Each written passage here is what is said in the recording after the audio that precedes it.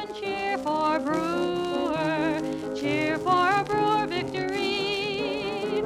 Cheer for the good old witches, the orange and the black for me. Cheer for our alma mater. We're telling you she is swell. Fight, fight, fight for Brewer, the school we all love so well. Hi, I'm Rick Franks. I was one of the tri-captains of the 1968 Brewer High School football team, the team that went 11-0-0, the first undefeated, untied Class A championship team in school history. And today, my friend Steve Tardif and I, Steve, a member of the Brewer High School Athletic Hall of Fame, will be, and also, by the way, starting quarterback and defensive back for that same team. We're going to be talking to Coach Perrone about his thoughts and his feelings and memories of that team, and want to share this information with you guys. So, Steve? Yeah, and hopefully some of these memories will be very helpful to bringing out other memories, like run it again, run it again. And I keep constantly hearing that from Coach, but he's got some great insights of the 1968 team, and it was a great time for the city, for the team, and for everyone associated with our group. And here we go. Coach, thanks very much for agreeing to share your thoughts and memories with us regarding that wonderful football season from many, many years ago. For a lot of people living in Brewer today, this interview will help shine a very bright light on a very special era in Brewer High School football excellence. It's for all posterity to see, hear, and acknowledge. You ready? I'm ready. I've been born ready.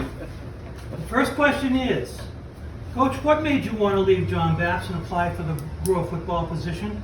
Well, I really didn't want to leave John Baps. We had great success, as you know, over there.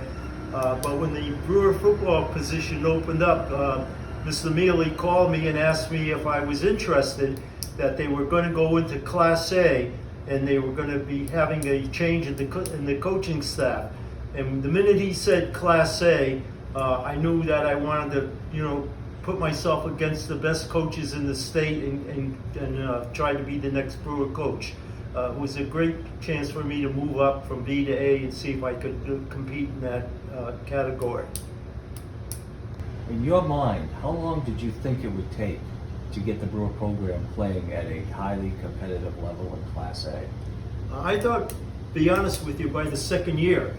The reason I felt that this would give me a year to know the people that were in the program, and also give me a year to scout the other teams that I had never gone against, like the Edward Littles and the Biddeford's, and I had scrimmaged Bangor in the past, and I knew that we did well against Class A Bangor with Class B John Baps. So again, it was just getting used to the teams and the coaches that I would be competing against, and I honestly thought that we'd be competing probably not as well as we did the second year, but that was a dream come true, that we were able to do what we did in that second year.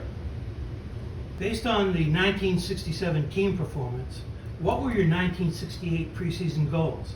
And what changes for that team in terms of performance and wins? Well, I think one of the big changes was finding Steve Sprague.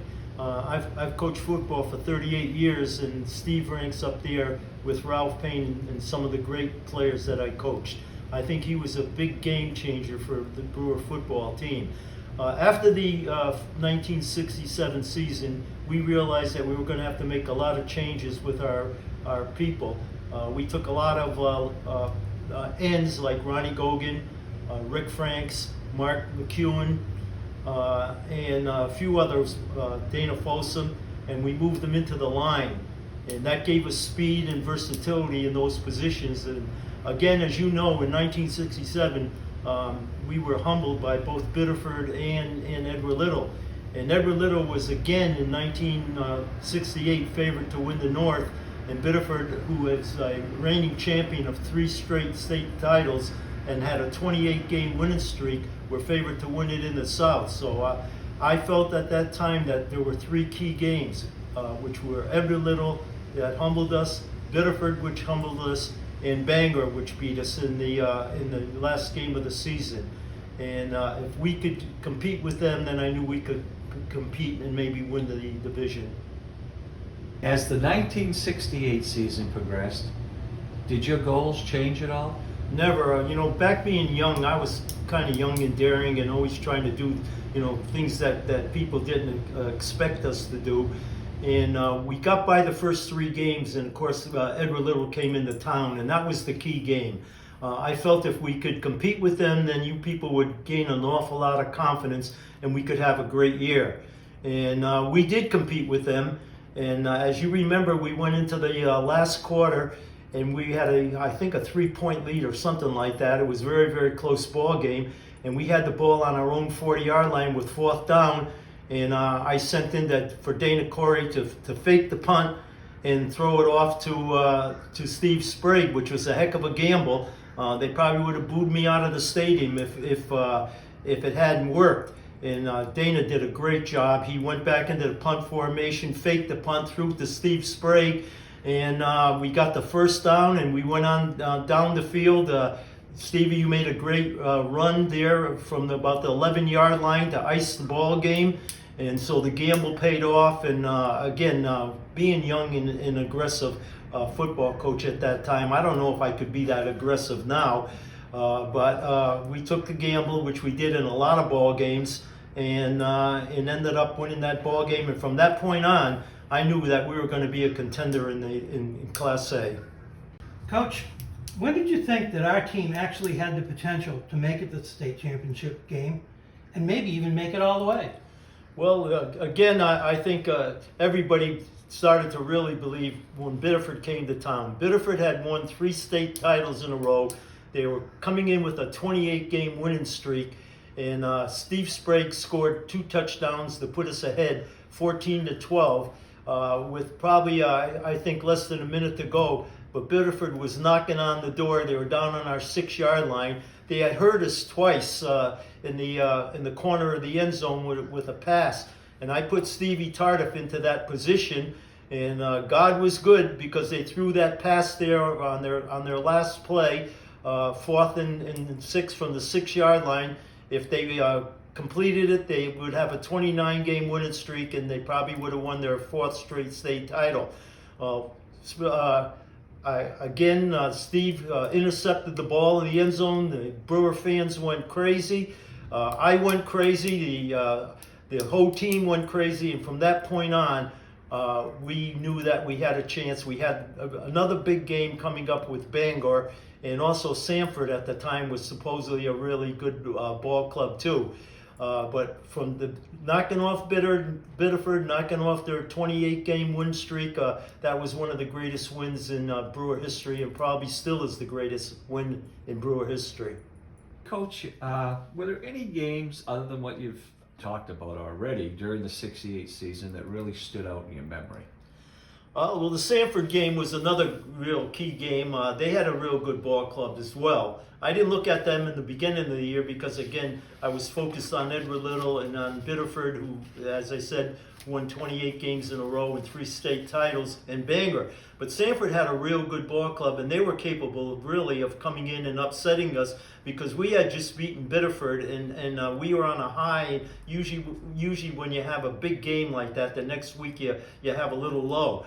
And he put in the paper, and I used that to stimulate you guys a little. He said in the paper that if I didn't come over after the game and say Sanford was the hardest hitting team that we faced all year, he'd be very disappointed. Their coach said that. Well, at halftime, we were ahead 40-0. And our kids never relaxed at all. They continued to play the great football they had been playing all year long. And it was such a blowout at halftime. I put 4 linemen who had been practicing after each practice on their own, being backs. And they would say, Coach, if we get 20 points lead, will you put us in sometime? And we did. Ricky Franks, who was our center, became our quarterback. Stevie Tardif, who was our quarterback, became our center, and we had Dana Fossum and Mark McEwen, and I can't remember the fourth person in there, but they marched right down the field. And my wife made the comment, and she said, God, if you were a good coach, you probably would have had those guys in that position all year, and laughed like heck. But we had a great team, and we had some great talents and a lot of versatile kids, and I was so proud of them after they beat Edward Little and then Bedford and Sanford back to back to back. Coach, did you make any significant midseason changes with that team? And if so, what were they? Not really. We did something that other teams don't do. We platooned two complete offensive teams. Every other time we got the ball, a different offensive team went in. Steve Tardif was quarterback in one, and Dana Corey was quarterback in the other team. We never skipped a beat. The kids did a tremendous job, and I think it really helped us in the last quarter. We wore down a lot of teams by two platooning completely, with the exception of Dana Fossum, Mark McEwen, and Rick Franks, the center of our line. Everybody else two platoon every other time we had the ball. And come the fourth quarter, we were able to wear down a lot of teams, and I think that's why we led the state in scoring that year. We scored 335 points. Our defense only gave up 6.7 points a game. We led the state in both categories. What stands out in your memory about the offensive and defensive lines during this season? Well, I think everybody knows that if you don't have a good offensive line, no matter how good your backs are, you're not gonna move the ball. They do a great job. They don't get the credit they deserve. And we had a lot of kids that year that made a lot of sacrifices, again, that moved from positions where they could have got a lot of notoriety. As I said, Dana Fossum, probably one of the best athletes that we had in the school. Imagine putting him at an offensive guard. Mark McEwen, the same thing. And Ricky Franks, we moved them all into the center of the line, which gave us speed and people that could pull out around the corner and lead the play. And we had, again, some really, really outstanding linemen. We alternated the ends, the tight end Jimmy Young and Robin Holyoke on one side. The split end on the other side was Colombo de Salvatore and Steve Landry. On the tackles on the left side, we alternated Walter Musson and Ron Gogan. And at the right side, we had Phil King and Bruce Thibodeau alternating. And again, as I said before, the only people we didn't alternate was the center, Rick Franks and Dana Fossum and Mark McEwen. They did a great job. They stayed in all the time. You had a very fine coaching staff to assist you. Tim Marculia, Ralph Breyer, Mike Conley, Ronnie Treat, Hal Pressey. Could you just talk a little bit about your coaching staff and what roles they played and how they helped team success? Well, as you know, they were all great people, and that helps a lot. And I had them for 2 years in a row, and that helped a lot too, because they knew the people in their positions a lot better. Tim Marculia, probably one of the finest coaches that I've ever had. He played for me at John Baptist High School. He coached with me at Brewer until he had to go to Vietnam. He came back from Vietnam and came with Salem with me and was with me for 22 years at Salem. He's not only a great coach, but a great friend. And he coached the offensive line. He was the head coach of the offensive line along with Ralph Breyer, another great coach. Ralph did a great job with the tackles.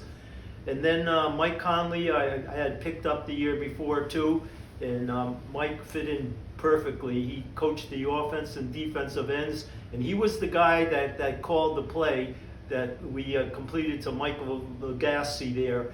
In the last minutes of the game there, they were playing up tight, and we were in a stack offense, and a lot of teams, as you know, thought that was just a running offense, and we called the long play to Legassi and completed it down to their 5-yard line, and eventually Steve Sprague went in for the winning touchdown. And Dana Corey kicked the extra point, and the game ended 7-6. And while we're at it, Dana Corey set a state record, kicking 49 extra points that year. Ron Treat and Hal Pressey were my backfield, offense and defensive backfield coaches, and also coached the freshman team. Did a tremendous job. So I was very, very fortunate at Brewer, always to have a real good coaching staff.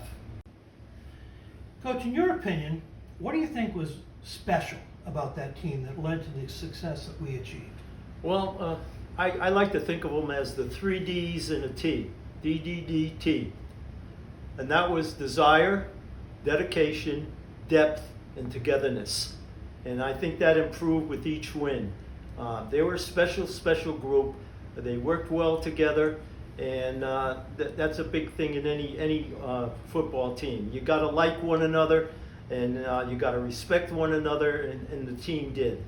We had great leadership with Dana Corey and Rick Franks and Roman McZimic, and they set a great example, and everybody followed it. The traditional Bangor Brewer rivalry game took place November 11th, as usual, and it was a hard-fought game in less than perfect weather conditions. Do you have any special thoughts or memories from this game? Do you feel that there were any particular reason or reasons why we prevailed that day? Well, the Bangor game was really important to me because it's our rival. They could be 0-9 and they'd still be the most dangerous team on our schedule. And likewise with us. I mean, we could be 0-9 and our kids would get up for the game just because it's a across the bridge rival. And I was very nervous about that game. And as it snowed, it was a real cold, awful day. But our kids came over there and they performed, and then we ended up, I think, winning at 19-12, if I'm not mistaken. And I had a personal reason for wanting to win it because Jerry Hodge was a real good friend of mine. And when I was coaching at Class B, he used to say, your junk offense would never go in Class A. And so when Phil Mealy called me, that was in the back of my mind too, because I had beat him at John Baptist in the Jamboree. In fact, we beat both Brewer and Bangor in a Jamboree, both 7-0 the year before. And so I knew I could compete in there, and he was the thing that really inspired me to take that job because I wanted to compete against Class A teams and coaches. But the Bangor Brewer game is something special. Our kids get up for it. You don't have to really say a word for that game. As previously mentioned, the Bangor game was played on November 11th and then followed by the state championship game against South Portland, which was played on Saturday, November 16th. Obviously, that meant that the staff and the team had less than normal recuperation time and preparation time for the game. Did you have any particular concerns or anxiety about the short turnaround time, Coach? Not really, because it's the last game of the season. We've gone over everything. We've run plays over and over and over. Steve can attest to me always saying, run it again, run it again. In fact, all my kids that I've ever coached, they said that's the thing that they fear most when, if I have to coach them again in heaven or wherever the heck they are, we go, that they're going to be hearing, run it again, run it again. So by that time, I think everybody just wants to get it over with. We've run all these plays so many times. I felt we were prepared. We looked at a really good, solid South Portland team. They were big, a lot bigger than us. I thought we had pretty good size in the line, but they were the biggest team that we faced all year. Although involved in a few close games during the season, Brewer generally dominated the scores and the statistics. However, in the championship game, the stats were quite one-sided and frankly not in favor of Brewer. What were your thoughts as the game progressed and the pattern continued? Well, we knew we were going to be in for a dogfight with South Portland. As I said previously, they were a big, strong team and a lot bigger than us up front. But I was proud of our defense. We bent all over the place, but we never broke. They would get a good drive going and they'd get down in our territory and we would hold our own. And so as the game progressed, it came down to who was going to be lucky, to be honest with you. and it ended up being us. We completed the long pass there in the last quarter. Steve Sprague, I got a little worried when it was 4th down on the 5-yard line, and you go to what you feel is your best. And Steve Sprague had been our best all year long, and we went for him, and he didn't let us down. With the 4th and 5 on the 5-yard line, he went in for the touchdown. And then Dana Corey, as he has done all year, and I said earlier, he set a state record with 49 extra points that year. He kicked a winning extra point right down the middle, and the defense did the rest, and we hung on and won a great, great hard battle. And again, I was so proud that, as I said, our kids bent all over the place, but they never broke. What were your thoughts, Coach, and feelings as you watched the final seconds tick off and you knew that Brewer had won the game, gone undefeated, and thereby were Class A champions? And all of this in only the team's second year of playing in Class A division. Well, first of all, I thank God. You know, I'm a religious person, and I thought that, to be honest with you, that he answered my prayers, that I could do the job at Brewer High School. I also thought too, especially going back on the bus, that, you know, Brewer started football in 1915, believe it or not. That's, I think, what, about 106 years now? And that was the first undefeated, untied state Class A championship that this 1968 team will always be remembered for, being the first. Nobody can ever take that away from you guys. And that was quite an accomplishment. And as I look back now, I think this is what, 55 years ago or something like that, that you guys accomplished that. I can't believe you guys got that old. And like I tell you many times, when I reach 100, I'm going to be wheeling half of you guys around some nursing home. But I was so proud of you guys coming back to Brewer, and the fans lined up all along the ride from the Bangor House all the way up to the Brewer Auditorium.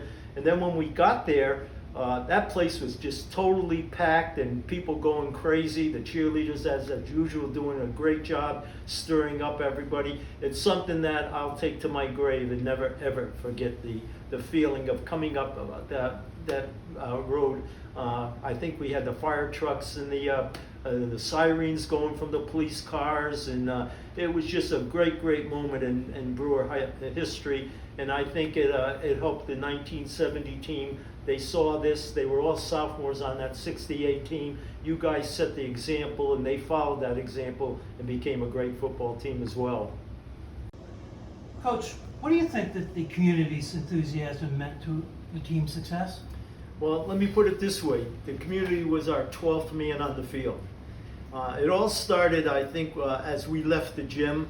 I worked with Kervin Farnham, who was our band director, and we put together a parade which started with the fire engine and a police car leading it looked like an army coming down the street.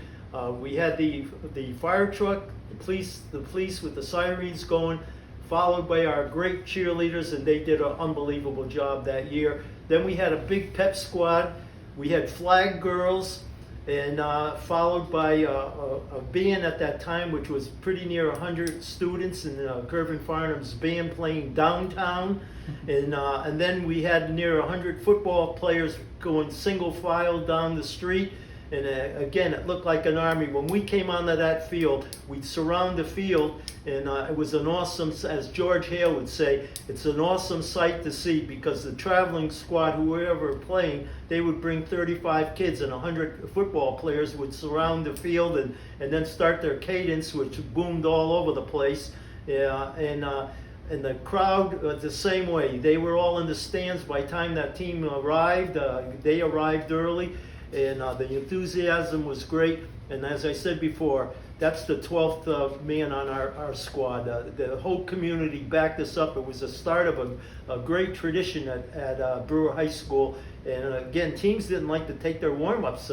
It got to the point where Sanford went over to Garland Street and took their warm-ups because he didn't want our kids their kids to see what was going on with the big army coming down and be intimidated.